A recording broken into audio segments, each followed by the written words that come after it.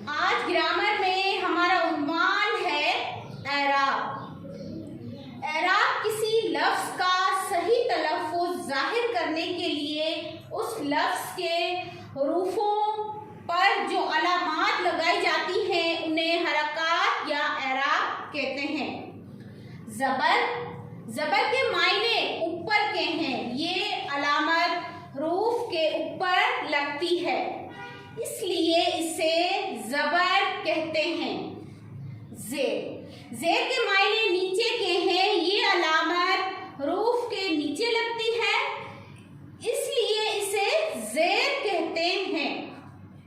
पेश के मायने सामने या आगे के हैं। ये अलामत भी हरूफ के ऊपर लगती है और वाव की आवाज देती है।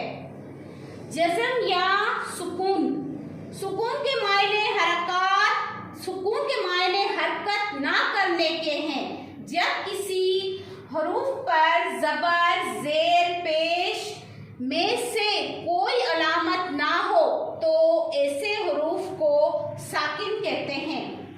मसलन लफ्ज़ में फे साकिन है।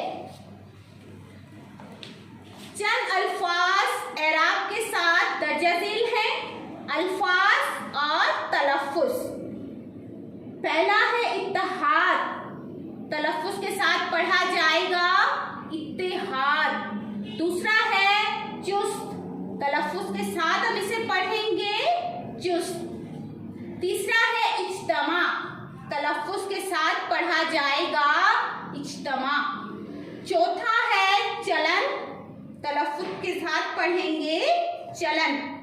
पांचवा है एहसान, तलफ़्फ़ुज़ के साथ पढ़ेंगे एहसान।